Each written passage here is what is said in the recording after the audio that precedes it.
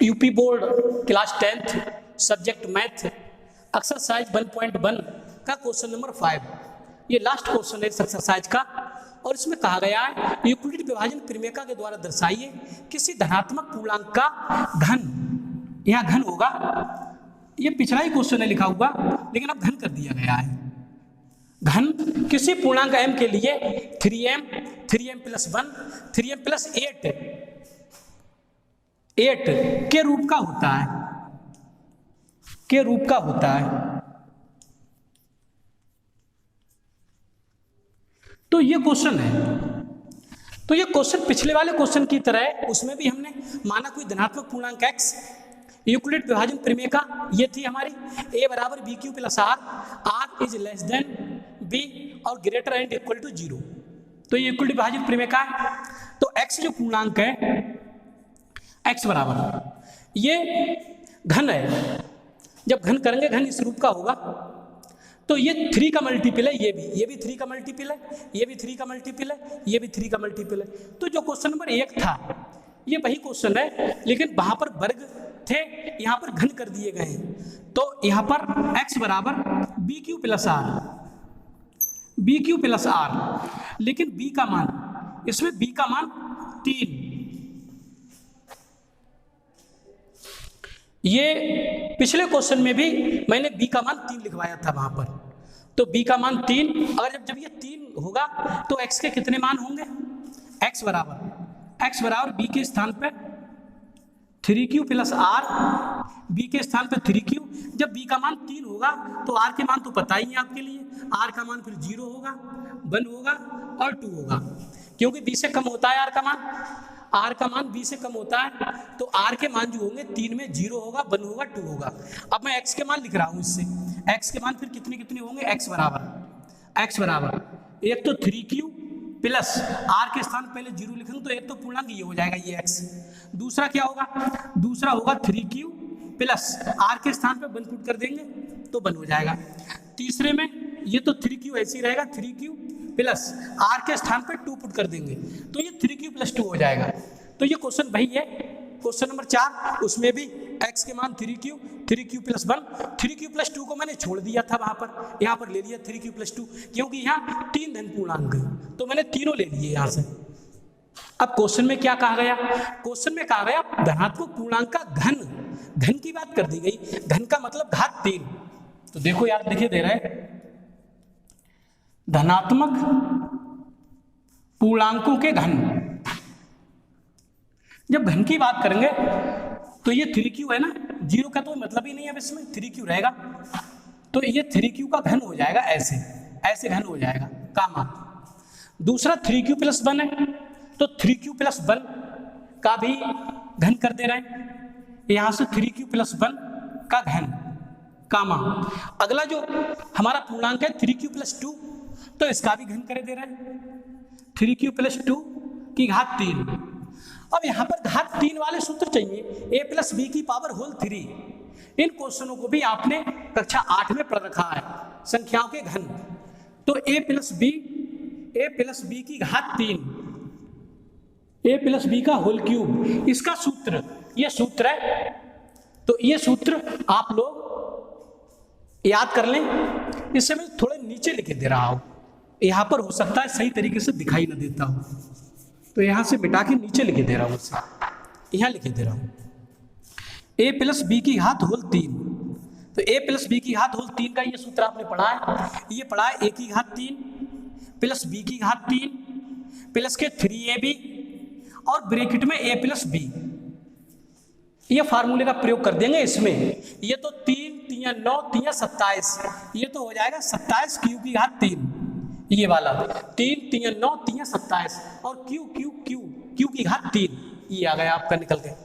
अगले इसमें a + b की होल क्यूब का सूत्र लगाएंगे तो इसके लिए फार्मूला चाहिए a³ पहले पद की घात 3, तो a³ ऐसे प्लस b³ b का मतलब 1 की क्यूब प्लस फार्मूले वाले 3, ये सूत्र के 3 है, a के स्थान पे 3q और इंटू b के स्थान पे 1 और ब्रैकेट में फिर a + b का मतलब है 3q + 1।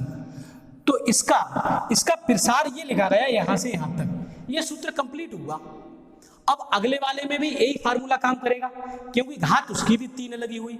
तो इसमें हम क्या लिखेंगे, तो ये स्टेप इधर ना लिखकर, अगले ना लिखकर मैं यहाँ पर नीचे लिखे दे रहा हूँ इसे भी, ये थर्ड स्टेप के लिए कॉमा लगा दिया, अगले ना लिखकर यहाँ लिखे दे रहा हूँ इसके लिए।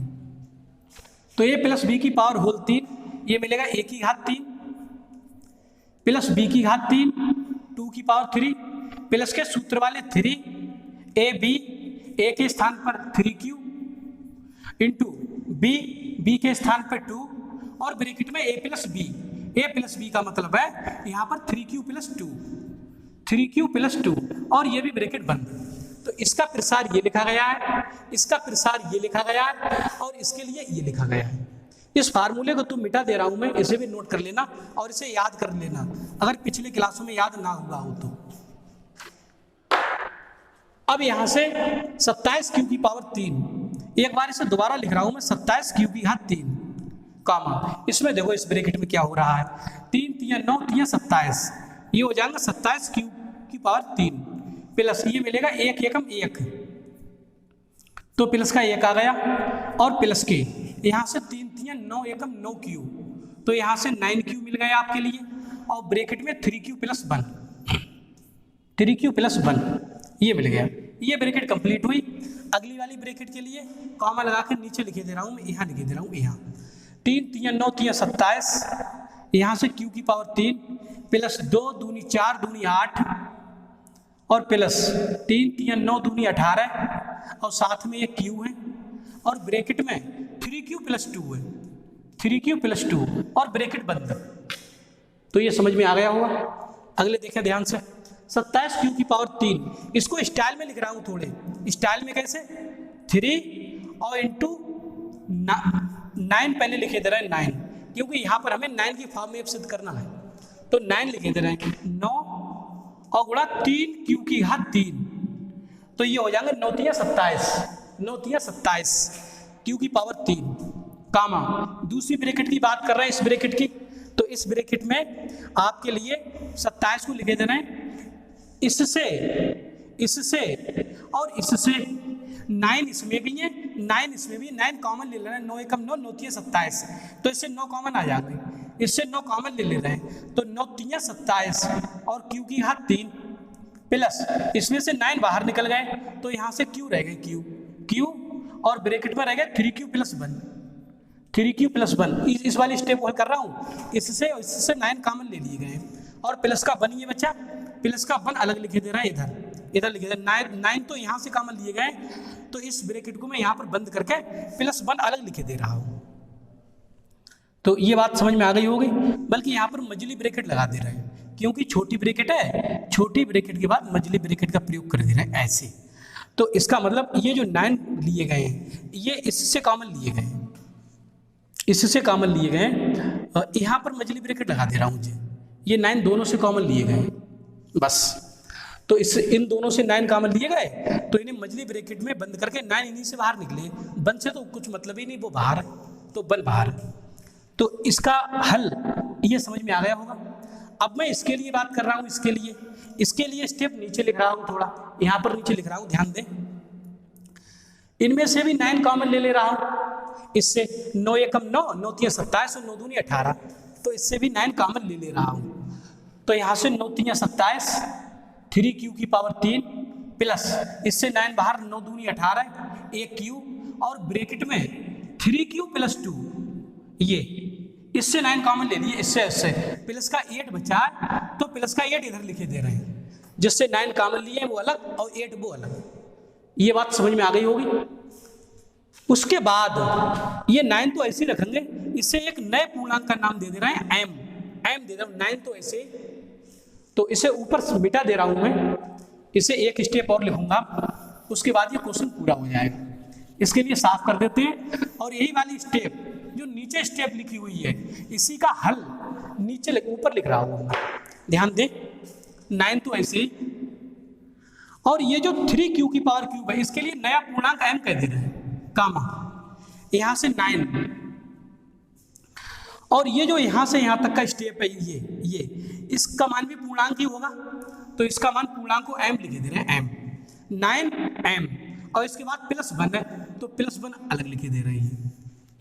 उसके बाद ये 9 और ये यहाँ से यहाँ तक ये पूर्णांक है, क्योंकि क्यू कोई पूर्णांक होता था, क्यू का घन करें वो भी पूर्णांक, क्यू में गुणा करें किसी की वो भी पूर्णांक, किसी पूर्णांक से गुणा करें अगर तो, और किसी पूर्णांक में पूर्णांक को जोड़ेंगे तब भी पूर्णांक, तो ये भी टोटल पूर्णांक ही रहेगा, 9m की फॉर्म में रहेगा।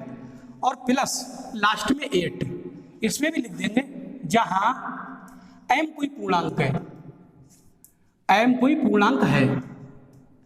तो इससे हमने क्या देखा, किसी भी धनात्मक पूर्णांक का घन जो होगा वो 9m + 1 और 9m + 8 के रूप का होगा। यही सिद्ध होके आया, किसी धनात्मक पूर्णांक का घन 9m + 1 और 9m + 1 के रूप का होगा। तो ये क्वेश्चन सेम वही था, क्वेश्चन नंबर 4, उसमें वर्ग थे, इसमें घन कर दिए गए, तो इनके घन इस टाइप के आएंगे निकल गए। तो मैं समझता हूं कि ये क्वेश्चन आप लोगों की समझ में आ गया होगा। तो आज की इस वीडियो में इतना ही, अगले पार्ट की वीडियो स्टार्ट करूंगा और वो YouTube पर डालता रहूंगा। आपको मेरे YouTube चैनल में MM थोड़ा सा स्पेस देकर T3 डाल देना है, फिर ये वीडियो शो होने लगेंगे, वहां से आप लोग पढ़ लिया करो। और सभी वीडियो को बहुत अच्छी तरीके से मैंने समझाने की कोशिश की है। तो इस वीडियो में इतना ही, धन्यवाद।